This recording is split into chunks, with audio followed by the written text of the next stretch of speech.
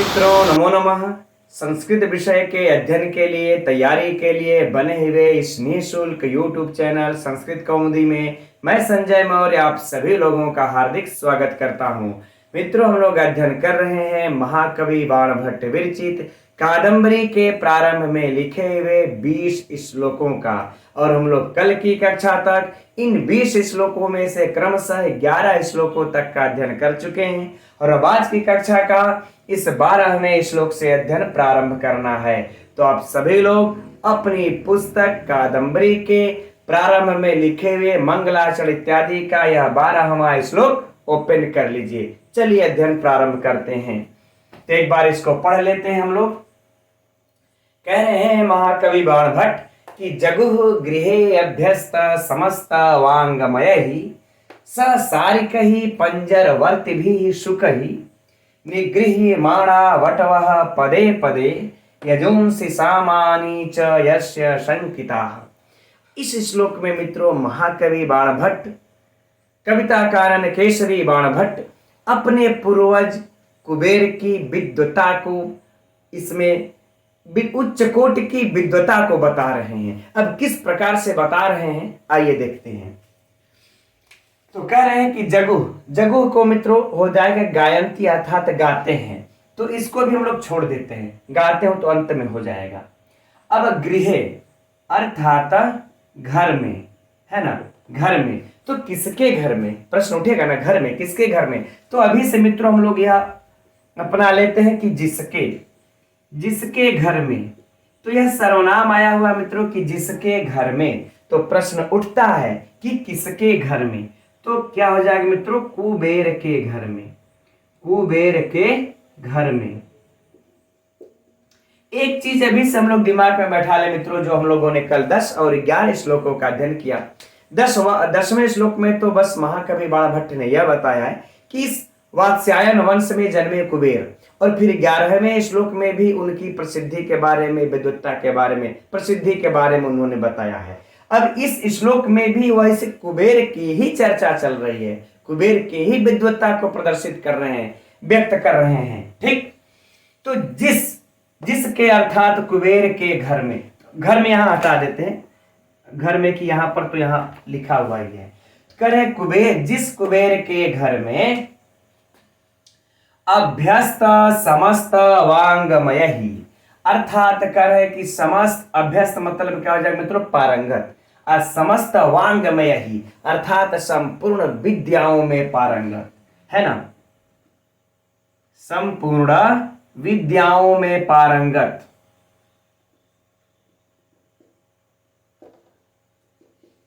अभ्यस्त अर्थात क्या अर्थ लगा लेंगे हम लोग मित्रों, पारंगत। ठीक, तो कह रहे हैं कि संपूर्ण विद्याओं में पारंगत। तो जिसके घर में संपूर्ण विद्याओं में पारंगत कौन, कह रहे हैं कि अच्छा, अब पहले इसको भी देख लेते हैं कि पंजरवर्ती भी, और पिंजरे में स्थित, पिंजरे में स्थित हो गया ना, कि जिसके घर में संपूर्ण विद्याओं में पारंगत और पिंजरे में स्थित कौन, करें स सारिका ही, अर्थात सारिका के साथ। सारिका अर्थात मित्रों मैना, है ना, मैना के साथ। शुक ही माने शुकों के, शुक के द्वारा, शुक के द्वारा।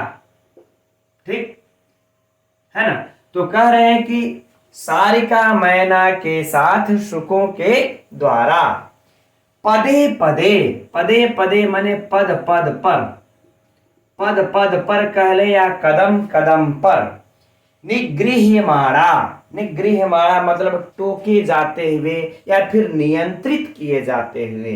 हम लोग क्या अर्थ लगा लेंगे, चलिए यही सरल हम लोगों को लग रहा है ना, कि टोके जाते हुए, टोके जाते हुए कौन, वटवह माने ब्रह्मचारी बालक, है ना, ब्रह्मचारी या फिर विद्यार्थी। यजुंसि सामानि च, यजुंसि माने यजुर्वेद, यजुर्वेद, च माने और फिर सामानि अर्थात सामवेद, अर्थात सामवेद का। अब जगुह पर आ जाते हैं, है ना, अच्छा हाँ, ये छूट गया, शंकिता माने सशंकित होकर, है ना, शंकित होकर यजुर्वेद और सामवेद का जगुह माने गाते हैं, गाते हैं या फिर गायन करते हैं। अब इस तरह से मित्रों पहले इसका हम लोग भाव समझ लेते हैं, तब बाकी इसके संपूर्ण अर्थ को देखा जाएगा। भाव सरल है, यद्यपि आप सभी लोग जानते होंगे, लेकिन यहाँ एक बार समझना तो पड़ेगा ना। देखिए, कहने का भाव है कि वहां पर जो कुबेर का घर है, उस कुबेर के घर बहुत सारे ब्रह्मचारी बालक विद्यार्थी पढ़ने आते हैं, और उन्हीं के घर के पास में पिंजरा है। उस पिंजरे में स्थित कौन है? ये सारिका मैना के साथ तोता यानी कि शुक, यह दोनों उस पिंजरे में स्थित है। और वह जो रहे या ना रहे कुबेर वहां पर, वह जो बच्चे पाठ कर रहे हैं, है ना, इस यजुर्वेद और सामवेद का ये जो पाठ कर रहे हैं, चाहे गद्य हो चाहे पद्य हो, जो गा रहे हैं पाठ कर रहे हैं, तो वही सशंकित होकर के गा रहे हैं, पाठ कर रहे हैं कि थोड़ा सा भी अगर गलत हम लोगों ने गायन किया तो यह जो पिंजरे में स्थित है शुकों के, है ना, जो पिंजरे में स्थित है सारिका मैना के साथ सोका सुख, यह संपूर्ण विद्याओं में पारंगत है। और यह क्या कर रहा है? पद पद पर उनको टोक दे रहा है कि आपने यहाँ पर गलत पाठ किया, आपने यहाँ पर गलत गायन किया, वह टोक देते हैं। इसलिए सशंकित हो करके वह ब्रह्मचारी बालक पाठों यजुर्वेद और सामवेद को गाते हैं या पाठ करते हैं। कहीं मुझसे थोड़ी सी भी गलती हुई तो पिंजरे में स्थित यह जो तोता है हमको क्या करेगा? टोक देगा, नियंत्रित कर लेगा ना कि यहाँ पर आप गलत गा रहे, इसको इस तरह से गाइए। तो देखिए, चलिए अब इसके संपूर्ण अर्थ को देख लेते हैं। तो कह रहे हैं महाकवि बाणभट्ट कि जिसके घर में संपूर्ण विद्याओं में पारंगत सारिका मै पिंजरे में स्थित सारिका मैना के साथ सुकों के द्वारा पद पद पर टोके जाते हुए ब्रह्मचारी बालक या ब्रह्मचारी सशंकित होते हुए यजुर्वेद और सामवेद का गायन करते हैं या फिर गाते हैं। अभी इस श्लोक के द्वारा मित्रों, अब देखिए हम लोग इसमें अलंकार कौन सा वो भी निकल आएगा, बस इसके मूल अर्थ को अगर हम लोग पकड़ेंगे तो देखिए इसमें कहने का भाव यह है कि कहना चाहते हैं महाकवि बाणभट्ट कि जो कुबेर थे ना, कि उनके यहाँ के जब ये पक्षी जो पालतू पक्षी हैं, अगर यह सोचिए कि समस्त संपूर्ण विद्याओं में पारंगत हैं, एक पक्षी होकर के संपूर्ण विद्याओं को में पारंगत है, तो फिर सोचिए कि उस घर का जो मालिक है, जो उस घर में निवास करते हैं कुबेर, वो कितने बड़े विद्वान होंगे। तो यह व्यंजना के द्वारा प्रकट कर रहे हैं यहाँ पर महाकवि बाणभट्ट। इस शुक को संपूर्ण विद्याओं में पारंगत बता करके ब्रह्मचारियों को टोकने पर नियंत्रित करने के द्वारा, यह व्यंजना के द्वारा बता रहे हैं कि वह कुबेर कितने उच्च कोट के विद्वान थे। जहां पर ये सुख पकड़ ले रहा है गलतियों को, तो फिर उस कुबेर का तो कहना ही क्या। तो मित्रों यहाँ पर हम लोगों को इसको हम उत्तम कोटि का काव्य कह सकते हैं। किस कोटि का काव्य कह सकते हैं मित्रों? उत्तम कोटि का काव्य, है ना। क्यों कह सकते हैं? क्योंकि इससे व्यंजना निकल रही, ध्वनि निकल रही है ना, यह ध्वनि निकल रही है। और आप लोगों ने आचार्य मम्मट का काव्य प्रकाश तो अध्ययन किया ही होगा कि जो ध्वनि निकले वह उत्तम कोटि का काव्य होता है। और इससे ध्वनि क्या निकली इससे ध्वनि, इस श्लोक से, कि जिस के घर का अगर तोता इतना संपूर्ण विद्याओं में पारंगत है, पालतू पक्षी, तो उसका फिर वो कितने विद्वान होंगे, वो तो महारथ हासिल होंगे। ठीक, ये ध्वनि निकल रही है, तो ये हमारा क्या होगा? उत्तम कोटि का काव्य। अब इसी के साथ हम लोग यहीं पर पहले अलंकार की भी चर्चा कर लेते हैं। इस प्रकार से मित्रों यहाँ पर अलंकार, यहाँ पर कौन सा हो जाएगा हम लोगों का? अतिशयोक्ति अलंकार। क्यों अतिशयोक्ति अलंकार हो जाएगा? क्योंकि अब तोता को संपूर्ण विद्याओं में पारंगत बताना, है ना, और इस प्रकार से टोके जाने को कहना, थोड़ा सा यह अतिशयोक्ति है, इसलिए यहां बढ़ा चढ़ा करके बोला गया है, इसलिए यहां पर अतिशयोक्ति अलंकार है। फाइनल। चलिए अब हम लोग परीक्षा के लिए प्रश्न पर भी चलते हैं, थोड़ा बहुत चर्चा कर लें। तो कह रहे हैं कि हाँ, पहली बात कि यह देखिए सुख जो है यह क्या है, हमारा विशेषण, विशेष्य क्या है, विशेष्य। इस विशेष्य का विशेषण कौन है, अभ्यस्त समस्त वांग में संपूर्ण विद्याओं में पारंगत कौन है ना। इस श्लोक को रख करके दे दिया जाए, सोचिए कितना सुंदर सा प्रश्न बन रहा है मित्रों। मैं तो कहता हूं कि जो भी हमारे गुरुजी लोग अगर जो प्रश्न पत्र बनाते हैं, थोड़ा सा अध्ययन करके इस प्रकार से अगर प्रश्न पत्र को रखे ना, तो फिर आप जैसे लोग, जो विद्यार्थी लोग हैं, आप जैसे लोग, उनका तैयारी करने वालों का तो फिर आनंद ही आनंद आ जाएगा। प्रश्न को सुनिए अच्छा, कि अभ्यस्त समस्त वांग ये मय ही, यानी संपूर्ण विद्याओं में पारंगत कौन है, इस श्लोक में आया हुआ है ना। तोता है कि कुबेर है कि बाण भट्ट है, तोता है कि कुबेर है कि बाण भट्ट में। इस श्लोक में यह जो पद आया है किसके लिए आया है, तो सुख के लिए आया है मित्रों, है ना। सुख है ना, सारिका के साथ जो तोता है सारिका, उसके लिए आया है, ये इसका विशेषण हो जाएगा। सारिका ही सारिका, सारिका के साथ वाला, तो ये इसका क्या हो जाएगा, विशेषण। पंजरवर्ती भी, पिंजरे में स्थित कौन है, यह सारिका के साथ तोता है ना, तो इनका भी विशेषण हो जाएगा। अब इसका भी विशेषण ये बना ले मित्रों, यह भी विशेषण हो जाएगा, है ना, यह भी विशेषण हो जाएगा किसके साथ, क्योंकि वह सारिका के साथ है तोता। तोता किसके साथ है, सारिका के साथ है ना, मैना के साथ है, तो यह मैना भी हमारा क्या हो जाएगा, विशेषण। ठीक, तो एक विशेषण, दो विशेषण, तीन विशेषण किसके हो जाएंगे, सुख के।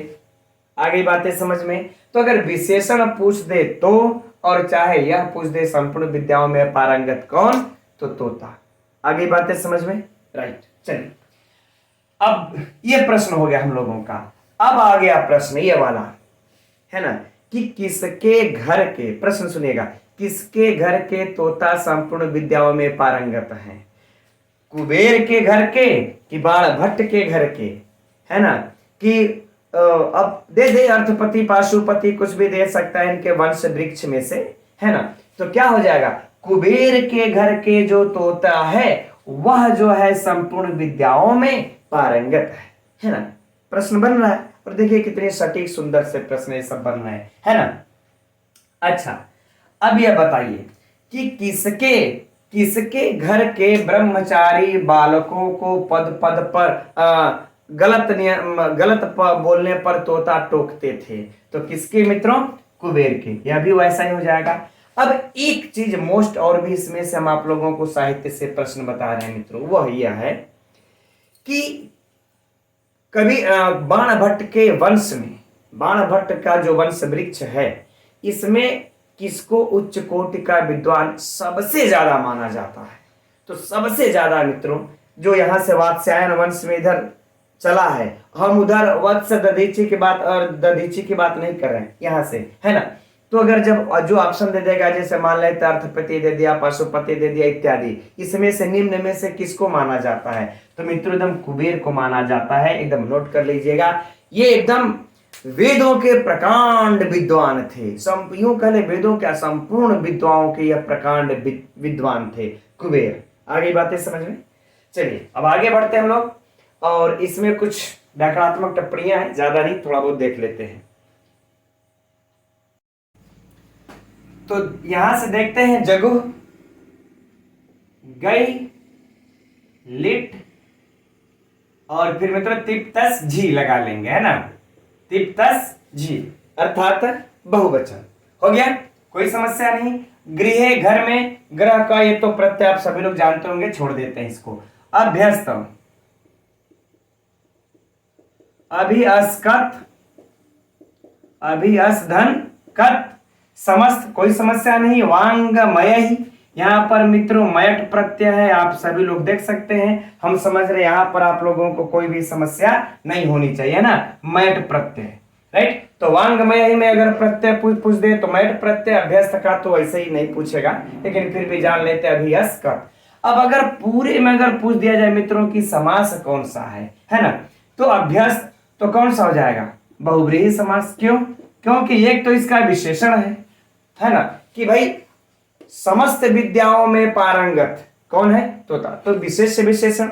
विशेषण है तो बहुव्रीहि समास, जो विभक्ति इधर दिखाई देगी वही विभक्ति इधर भी दिखाई देगी, है ना। अर्थात तृतीया का बहुवचन, कोई समस्या नहीं। तो विभक्ति वचन पूछ दिया तो तृतीया विभक्ति का बहुवचन, और अगर समास पूछा तो बहुव्रीहि समास, प्रत्यय पूछा तो इत्यादि इत्यादि। अब ससारिकहि, ससारिकहि को देख लेते हैं। श्री से ड़ौल प्रत्यय लगा लेते हैं, है ना। श्री से ड़ौल प्रत्यय लगा लेंगे मित्रों, ड़ौल प्रत्यय लगा लेंगे, इसके बाद ड़ौल काक होकर के, है ना, क्या ड़ौल काक हो जाएगा, इसके बाद टाप लगा लेंगे, क्या बन जाएगा, सारी, है ना, सारिका, क्या बन जाएगा, सारिका। इसका रूप चला लेंगे तृतीया विभक्ति के बहुवचन में, बन जाएगा सारिका। ठीक, तो ये रहा व्युत्पत्ति। हो सकता है आप लोगों की पुस्तक में ना दिया हो मित्रों, इसको नोट कर लीजिएगा, है ना। अब आगे बढ़ते हैं। पंजरवर्ती भी, है ना, पंजरवर्ती भी, तो पंजर वृत्त धन कितिन, पंजर धन वृत्त धन कितिन प्रत्यय है ना, पंजर धन कितिन, और इसके बाद रूप चला लेंगे, रूप चला लेंगे, किस में बन जाएगा, टाभ्याम भिस, यानी कि तृतीया विभक्ति का बहुवचन पंजरवर्ती भी। तो विभक्ति पूछा तो भी नहीं है, व्युत्पत्ति हो ही गया। ठीक, अब निगृहमाणा, है ना, निगृहमाणा, तो निग्रह, नि उपसर्ग लगा लेंगे, है ना, ग्रह धन यक धन शानच प्रत्यय, है ना, लट लकार के अर्थ में निग्रह यक और सानच। ठीक, निगृहमाणा, कोई समस्या नहीं, सानच प्रत्यय अगर पूछ दिया तो। वटवह पदे पदे, है ना, इधर यजुन सी समानी चाहिए से हम समझते हैं, इधर तो मित्रों आप लोगों को कोई समस्या होगी नहीं। ठीक, तो ये रहा हम लोगों का इसमें से महत्वपूर्ण व्याकरणात्मक टिप्पणियां। अब इसमें हम लोग थोड़ी सी इसी जगह चर्चा कर लेते हैं। गुण की, प्रसाद गुण है। ठीक, कौन सा गुण है, प्रसाद गुण है। स्पष्ट रूप से वैदर्भी रीति दृष्टिगत हो रही है हम लोगों को, है ना, वैदर्भी रीति, राइट। चलिए अब बढ़ते हैं हम लोग अगले श्लोक की तरफ। तो अब देखते हैं आगे इस 13वें श्लोक को। हिरण्यगर्भो भुवनांडकात इव क्षपाकरः क्षीर महार्णवाद इव अभूत सुपर्णो विनतो दरात इव द्विजन्मनामर्थपति पति ततः। ठीक, अब इस श्लोक में मित्रों बता रहे हैं कि अब कौन अब पैदा होता है। अब कुबेर की कहानी खत्म, अब यहां पर अगली पीढ़ी की चर्चा चल रही है। बड़ा ही महत्वपूर्ण श्लोक यह भी है। तो देखते हैं, कह रहे हैं कि हिरण्यगर्भो, अर्थात हिरण्यगर्भ भुवनांड कात इव, भुवनांड कात इव अर्थात मित्रों ब्रह्मांड से, ब्रह्मांड से, है ना, जिस प्रकार ब्रह्मांड से हिरण्यगर्भ अर्थात ब्रह्मा उत्पन्न हुए। कौन उत्पन्न हुए, कह रहे जिस प्रकार ब्रह्मांड से ब्रह्मा उत्पन्न हुए। ठीक, और अब आगे कहते हैं क्षपाकरः क्षीर महार्णवात इव, क्षीर अर्थात क्षीर सागर से, महार्णव अर्थात सागर से। तो क्षीर सागर से जिस प्रकार से क्षपाकरः अर्थात चंद्रमा, अर्थात चंद्रमा उत्पन्न हुए, राइट। तो कह रहे हैं जिस प्रकार ब्रह्मांड से ब्रह्मा उत्पन्न हुए, क्षीर सागर से जो है कि चंद्रमा उत्पन्न हुए, और कह रहे हैं कि विनतो विनतो विनतो दरात इव, यानी कि विनता के उदर से, है ना, कह रहे हैं कि जिस प्रकार से विनता के उदर से, यानी कि विनता से कौन उत्पन्न हुए, सुपर्ण अर्थात गरुण उत्पन्न हुए, अर्थात गरुण। अब यहां मित्र हम लोगों को मिलता है अभूत अर्थात उत्पन्न हुए, है ना। अब इस अभूत को हम लोग सबके साथ जोड़ देंगे, राइट। अब फिर से देखिए, देख लेते, कह रहे हैं जिस प्रकार ब्रह्मांड से ब्रह्मा उत्पन्न हुए, क्षीर सागर से चंद्रमा उत्पन्न हुए, विनता से गरुण उत्पन्न हुए, है ना। अब आगे कह रहे हैं कि द्विज द्विजन्मनाम अर्थपति, पति है ततः, करें ततः माने उसी प्रकार कुबेर से। अभी इसके चर्चा ये किया जाएगा, अभी फिलहाल जो अर्थ देख रहे हैं उसको देख लेते हैं। कह रहे हैं कि उसी प्रकार कुबेर से, उसी प्रकार कुबेर से, है ना। अब करें द्विजन्मनाम पति, पति को इसके साथ जोड़ करके अर्थपति को अलग कर देंगे। तो द्विजन्मनाम है ना पति, अर्थात ब्राह्मणों में श्रेष्ठ, अर्थात अरे कि ब्राह्मणों में श्रेष्ठ अर्थपति उत्पन्न हुए, ब्राह्मणों में श्रेष्ठ अर्थपति उत्पन्न हुए। आगे बातें समझ में, फिर से समझ लेते हैं संपूर्ण अर्थ को। कह रहे हैं महाकवि बाणभट्ट कि जिस प्रकार ब्रह्मांड से ब्रह्मा उत्पन्न हुए, जिस प्रकार क्षीर सागर से चंद्रमा उत्पन्न हुए, जिस प्रकार विनता से यह गरुड़ उत्पन्न हुए, उसी प्रकार कुबेर से ब्राह्मणों में श्रेष्ठ अर्थपति उत्पन्न हुए, है ना। अब देखिए मित्रों, यहां पर एक विडंबना है कि हम लोग जब इनकी दूसरी रचना हर्षचरितम का जब अध्ययन करते हैं, अब चलिए वहां पर जो परीक्षा का प्रश्न है उस पर चर्चा करते हैं। तो देखिए हर्षचरितम में हम लोगों को 21 श्लोक प्राप्त होता है मंगलाचरण के प्रारंभ में, है ना। 21 श्लोक वहां प्राप्त होता है, और यहां हम लोगों को कादंबरी में कितने श्लोक प्राप्त होता है? 20 श्लोक प्राप्त होता है ना। और सबसे बड़ी बात यह है कि हम लोगों को जो यह हर्षचरित है, हर्ष चरित्र में जिसमें 21 श्लोक मिलता है, इस श्लोक में, इस ग्रंथ में हम लोगों को यह जो अर्थपति हैं यह पाशुपत के हैं, है ना। पाशुपति के पुत्र हुए, अर्थात कुबेर से नहीं उत्पन्न हुए, पाशुपति से उत्पन्न हुए हैं। अर्थात कुबेर के पुत्र पाशुपति, है ना। अब इनके पुत्र हुए हैं अर्थपति, इनके पुत्र हो गए हैं अर्थपति। किसमें? यह जो हम लोगों को क्रम प्राप्त होता है मित्रों, यह हर्षचरित में प्राप्त होता है, हर्षचरित में प्राप्त होता है। लेकिन अब यहां कादंबरी में क्या है कि कादंबरी में सीधे कुबेर से यहां पर ये अर्थपति उत्पन्न हो जा रहे हैं, है ना। बीच के ये स्किप हो गए।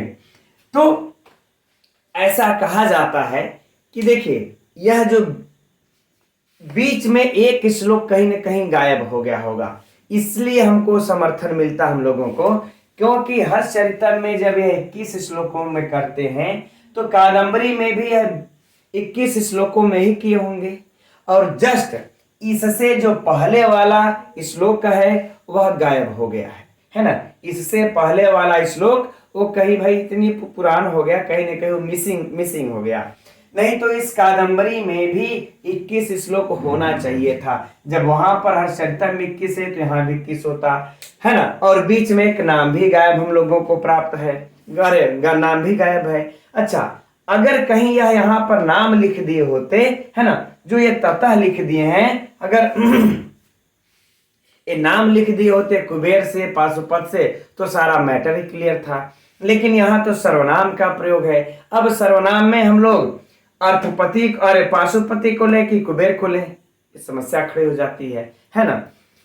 लेकिन हम लोगों को यदि इस प्रकार से देखिए परीक्षा में जब प्रश्न दे कि कादंबरी ग्रंथ के अनुसार, है ना, अर्थपति किसके पुत्र हैं, तो कुबेर मारेंगे, है ना। अर्थपति किसके पुत्र हैं? कादंबरी ग्रंथ के अनुसार जब नाम रख देगा तब कुबेर मार देंगे। अगर कहीं मान लेते हैं, बस ऐसे पूछा कि अर्थपति किसके अर्थ है, तो पाशुपति लिख देंगे। आगे बातें समझ में, तब हम लोग इनको लिख देंगे। लेकिन अगर कादंबरी नाम लेता है तो हम लोग सीधे सीधे इसको लिखेंगे, और कादंबरी नाम ना ले, जनरली पूछ दे, तब तो हम लोग पाशुपत को ही मारेंगे। या फिर कुबेर के पुत्र कौन है कादंबरी के अनुसार, तो अर्थपति। जनरल इस प्रकार से पूछ दे तब हम लोग इस पे आ जाएंगे। आगे बातें समझ में, चलिए ठीक है। अब बाकी यह भी याद रहे, हर्षचरित्र में इन्होंने कितने मंगलाचरण में किया श्लोकों में? 21। इसमें कितने किया? टोटल 20, है ना। और बाकी मित्रों अब यहां पर अगर अलंकार की, अब बाकी तो ही गया। अब इस प्रकार से अगर साहित्य से इसमें प्रश्न बन सकता है कि ब्रह्मांड से ब्रह्मा के समान कौन उत्पन्न हुए। प्रश्न संख्या 1, ब्रह्मांड से ब्रह्मा के समान कौन उत्पन्न हुए? अर्थपति। प्रश्न संख्या 2, क्षीर सागर से चंद्रमा के समान कौन उत्पन्न हुए? अर्थपति। विनता से गरुड़ के समान कौन उत्पन्न हुए? अर्थपति। ऑप्शन में क्या रहेगा? कुबेर है, पाशुपत है, बाणभट्ट है, फलाना है, ढिमका है। किसको मारेंगे मित्रों? अर्थपति को मारेंगे। बहुत बहुत महत्वपूर्ण इन सभी प्रश्नों को समेटे हुए यह सभी श्लोक हैं। अगर इनसे प्रश्न पूछेंगे तो समझिए जो इस प्रकार से अध्ययन नहीं किया है तो वो कहीं ना कहीं इसमें कंफ्यूज हो सकते हैं, है ना, संशय की स्थिति बन सकती है। अब अच्छा, इनका लोग कहते हैं, कभी लोग हैं सहृदय जो पाठकगण लोग हैं कहीं ना कहीं अपना अर्थ निकाल ही लेते हैं। अब कहना है, उनका कहना ये अर्थ है कि ये जो इस प्रकार से 3 बातें कहते हैं कि ब्रह्मा, चंद्रमा और गरुड़, है ना, तो इनके कहने का तात्पर्य है कि अर्थपति जो थे और ब्रह्मा के समान वेद में पारंगत थे, विद्वान थे, और चंद्रमा के समान आह्लादक थे, और गरुड़ के समान नारायण और नमः वाले थे। ठीक इस प्रकार गुणवत्ता के लिए थे, इसलिए इन्होंने अर्थपति की उपमा इनसे दी है। अब बातें फाइनल समझ में आ गई। चलिए अब अलंकार की थोड़ी सी चर्चा कर लेते हैं मित्रों हम लोग। अब यहाँ पर अलंकार देखिए, इन श्लोकों में कौन सा दिख रहा है आप लोगों को? यहाँ भी उपमा है, इव इव इव, 3 उपमा हम लोगों को अभूत के साथ है, कई क्रिया के साथ जुड़ा गया है, इसलिए यहाँ पर मित्रों अलंकार क्या हो जाएगा? मालोपमा अलंकार। माला का उपमा, है ना, मालोपमा अलंकार। रीति क्या हो जाएगी? वैदर्भी रीति स्पष्ट दिख रही है, छोटे छोटे समास, है ना। गुण क्या हो जाएगा? प्रसाद, स्पष्ट तौर पर। अब वंशस्थ छंद तो हम लोग जानते ही हैं, अलंकार हो ही गया, बाकी अर्थ हो गया। अब इसमें मित्रों रह गई बात व्याकरणात्मक टिप्पणी की। तो देखिए इसमें व्याकरणात्मक टिप्पणी कोई खास विशिष्ट नहीं है, इसलिए इसकी व्याकरणात्मक टिप्पणी रहने देते हैं। बढ़ते हैं अगले श्लोक की तरफ। तो अब देखते हैं 14वें श्लोक को। विवृण्वतो यस्य विसारी वांगमयम् दिने दिने शिष्य गणा नवा नवाः उषस्सु लग्नाः श्रवणेधिकाम श्रियं प्रचक्रिरे चंदन पल्लवा इव। इस श्लोक में मित्रों महाकवि बाणभट्ट अब उस अर्थपति के विद्वत्ता अर्थात अर्थपति के गुणों का ही वर्णन कर रहे हैं। तो देखते हैं इस श्लोक में कैसे कर रहे हैं। यह श्लोक में मित्रों थोड़ा सा श्लेष है, इसलिए अन्वय बनाकर के अध्ययन करना पड़ेगा इसके अर्थ को, है ना। हम लोग यहां से प्रारंभ करते हैं। दिने दिने अर्थात प्रतिदिन, अर्थात प्रतिदिन, प्रतिदिन उषस्सु यानी कि प्रातः काल में, प्रतिदिन प्रातः काल में, ठीक, प्रतिदिन प्रातः काल में विसारी वांगमयम, विस्तृत, विसारी अर्थात विस्तृत, वांगमयम अर्थात वांगमय, वांगमय का अध्यापन कराने वाले, अध्यापन करने वाले, है ना, हो गया। कि प्रतिदिन प्रातः काल में विस्तृत वांगमय का अध्यापन करने वाले, यस मतलब जिसके, किसके? तो अर्थपति के, जिस अर्थपति के, जिस अर्थपति के विवृणवतो अर्थात व्याख्यान, अर्थात विते निते अर्थात व्याख्यान को, है ना, व्याख्यान को शिष्य गणा नवा नवाह अर्थात नए नए, है ना, नए नए शिष्यगण, नए नए शिष्यगण, है ना, नए नए शिष्यगण लग्नाः श्रवणे, है ना, लग्नाः श्रवणे अर्थात कानों से लगा करके, कानों में लगा कर, कानों में लगा लेते थे, कानों से सुनते थे, है ना। व्याख्यान को नए नए शिष्यगण कानों से सुनते थे, कानों से सुनते हुए, कानों से सुनते हुए, ठीक, अधिकाम श्रियाम, है ना, अधिकाम श्रियम यानी अत्यधिक, अत्यधिक, और श्रियम अर्थात शोभा को, और कहे प्रचक्रीरे अर्थात बढ़ाते थे। क्या करते थे? बढ़ाते थे। आगे बातें समझ में है ना? ठीक। अब देखिए, अब इधर से उपमा दे रहे हैं, है ना। अब इन उपमाओं को हम लोग बाद में देख लेंगे। पहले अब इस अर्थ को एक बार पुनः स्मरण कर ले कि यहां स्थायी हो जाए थोड़ा सा। ठीक। कहां से प्रारंभ करना हम लोगों को? कि प्रतिदिन, अर्थात कहने का भाव सीधे सीधे इस तरह से पहले समझ लेते हैं मित्रों कि अर्थपति के यहाँ वो प्रतिदिन क्या करते थे? सुबह सुबह पढ़ाते थे, और वहां पर नए नए शिष्यगण अर्थात उत्तरोत्तर अत्यंत प्रतिभाशाली शिष्यगण जब वो पढ़ाते थे, अध्यापन करते थे, तो उनके व्याख्यान को लोग क्या करते थे? कि कानों से सुनते थे। नए नए शिष्यगण चारों तरफ बैठ करके अपने कानों से सुनते थे, और जब कानों से सुनते थे तो कैसे सुशोभित होते थे? अब इसकी उपमा देते हैं। आगे बातें समझ में ना, कैसे सुशोभित होते थे, अब इनकी उपमा दे रहे हैं। तब एक बार इस अर्थ को देख लें, स्पष्ट हो जाएगा। कह कि प्रतिदिन प्रातः काल में विस्तृत वांग्मय का अध्यापन करने वाले जिस अर्थपति के व्याख्यान को नए नए शिष्यगण कानों से सुनते हुए अत्यधिक शोभा को बढ़ाते थे, ठीक उसी प्रकार अत्यधिक शोभा को बढ़ाते थे जिस प्रकार अब चलते हैं, जिस प्रकार करें, फिर अब थोड़ा सा रंग चेंज कर देते हैं।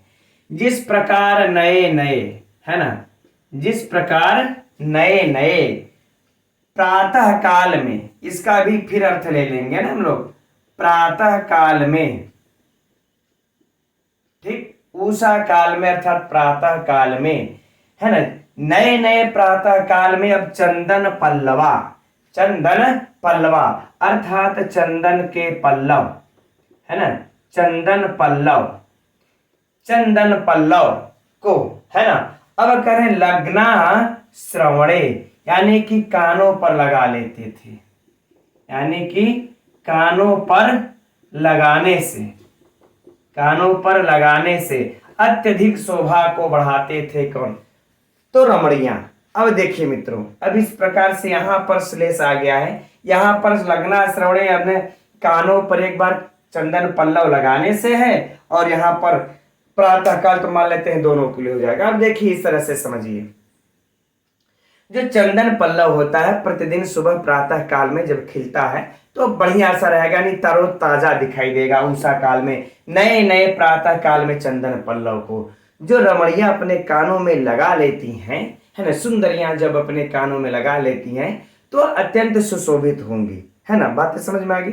फिर से समझ लेते हैं कि जब कोई भी रमणी होगी, कोई भी सुंदरी होगी, प्रातः काल में जब वह चंदन पल्लव को अपने कानों पर, नए नए चंदन पल्लव को लगाएगी तो वह सुशोभित होगी। ठीक उसी प्रकार से यह अर्थपति भी सुशोभित होते थे। आगे बातों को समझ में एकदम स्पष्ट उपमा। अब फिर से अब पूरे अर्थ को देख लेते हैं, है ना, कि प्रतिदिन प्रातः काल में प्रतिदिन विस्तृत वांग्मय का अध्यापन करने वाले उस अर्थपति के व्याख्यान को नए नए शिष्यगण कानों से सुनते हुए उसी प्रकार से अत्यधिक शोभा को बढ़ाते थे जिस प्रकार से रमणियां प्रातः काल में नए नए चंदन पल्लवों को अपने कानों पर लगाने से उसकी शोभा को बढ़ा देती हैं, ठीक, शोभा को, वृद्धि को प्राप्त करती हैं। एकदम सिंपल सा अर्थ मित्रों, ठीक। अब देखिए इसमें हम लोग अब कुछ इसमें प्रश्नोत्तरी पर चलते हैं। तो पहली बात मित्रों, यह श्लोक रख करके यह पूछ दिया जा गया, सर्वनाम किसके लिए आया है? तो किसके लिए आया मित्रों? यह अर्थपति के लिए आया है। किसके लिए आया है? अर्थपति के लिए आया है ना। नए नए शिष्य व्याख्यान को सुनते हुए लग्ना श्रवणे अधिकाम श्रियम प्रचक्रिरे कह, यानी कि जो नए नए शिष्यगण है प्रतिदिन कानों से किसके व्याख्यान को सुनते हुए उनकी शोभा को बढ़ा देते हैं, है ना। तो अर्थ पति की। अब देख लीजिए कितना मित्रों हम लोगों ने कुबेर का भी विशेषण पढ़ लिया है ना, और कि कुबेर का क्या क्या था, और इस अर्थपति को भी देख लिया किस प्रकार इन्होंने जन्म लिया, किसके समान जन्म लिया पिछले श्लोक में। अब किसके प्रकार पढ़ाते थे तो वो सुशोभित होते थे। भाई एकदम परंपरा चली आई पढ़ाने की। ठीक, चलिए अच्छी बात है ना। तो ये हो गया हम लोगों का। और बाकी मित्रों इसमें मुझे नहीं लगता है कि साहित्य से और कोई विशिष्ट देखिए प्रश्न पूछा जाएगा, राइट। हाँ, अब इसमें हम लोग चलते हैं इसके अलंकार पर। इसमें कौन सा अलंकार मित्रों? उपमा अलंकार। एकदम स्पष्ट रूप में हम लोगों को उपमा दिख रहा है, कोई संशय समस्या यहाँ पर नहीं है ना। चलिए अब इसकी व्याकरणात्मक टिप्पणियों की अगर बात कर लिया जाए तो व्याकरणात्मक टिप्पणियां में कुछ खास विशिष्ट नहीं है मित्रों इसमें, है ना। इसकी व्याकरणात्मक जो टिप्पणियां हैं, ठीक। अब विवृणवतों को ले लेते हैं। चलिए यहीं से देख लेते हैं। वि उपसर्ग लगा लेंगे वृ धातु से, है ना, विवृत, और फिर ऋण लट लकार, और फिर क्या कर लेंगे हम लोग इसका लट लकार में क्षत्रि प्रत्यय लगा लेंगे। क्षत्रि प्रत्यय लगा करके फिर तस्य विवृणवतः बना लेंगे, है ना, तस्य विवृणवतः, राइट। अब बाकी यस्य देखेंगे, विसारी देखेंगे, है ना, तो कोई खास यहाँ पर मित्रों यहाँ पर है नहीं। और वांगमय में मैट प्रत्यय आप लोग जानते हैं, दिने दिने शिष्य गणा है ना। अब यहाँ पर तो क्या प्रत्यय लगा हुआ है शिष्य में, यह भी जानते हैं आप सभी लोग। अब ऊषस्व का देख लेते हैं थोड़ा सा, है ना। ऊषस्व लग्ना श्रवणे अधिकाम प्रचक्रे, ये मित्रों महत्वपूर्ण होगा एग्जाम के लिए आप लोगों के लिए, है ना, ये महत्वपूर्ण होगा। तो प्र उपसर्ग लगा लेते हैं, क्री धातु लगा लेंगे, लिट लकार कर लेंगे, ठीक है, और उसके बाद रूप चला लेंगे किसमें? प्रथम पुरुष बहुवचन में। प्रथम पुरुष बहुवचन में ये बन जाएगा। ये परीक्षा के लिए इसमें से एकदम महत्वपूर्ण मित्रों अगर पूछा तो धातु रूप के दृष्टि से हम लोग कंफ्यूजन में हो सकते हैं। और बाकी मुझे तो नहीं लगता है कि ऐसा अब श्रवण शुरू से लुट प्रत्यय, बाकी ऐसा तो कुछ है नहीं जो कि इसमें से व्याकरणात्मक टिप्पणी महत्वपूर्ण हो, ठीक। अब वही है, बाकी गुण देखेंगे तो प्रसाद है, और रीति देखेंगे तो वैदर्भी है, ठीक। और तो कोई इसमें खास है नहीं। चलिए तो इस श्लोक को भी पूर्ण समझा जाए, है ना, क्योंकि इसमें से वैसा विशिष्ट प्रश्न मित्रों नहीं बनता है। बस ध्यान हम लोगों को यहीं पर रखना है हम लोगों के यहाँ पर कि यह जो यश सर्वनाम है अर्थपति के लिए आया है। कौन लोग शोभा ये बढ़ाते थे, चर्चा हो चुकी है। चलिए पुनः चर्चा कोई आवश्यकता नहीं। अब आज की कक्षा मित्रों इतना ही रहने देते हैं। 3 श्लोक हो गया, 6 श्लोक बचा है, 3-3 करके 2 दिन अध्ययन ये कर लेंगे, वह भी समाप्त हो जाएगा। तो ठीक है, अब आज के लिए इतना ही रहते हैं मित्रों। कल फिर मिलते हैं 8 बजे, तब तक के लिए नमो नमः।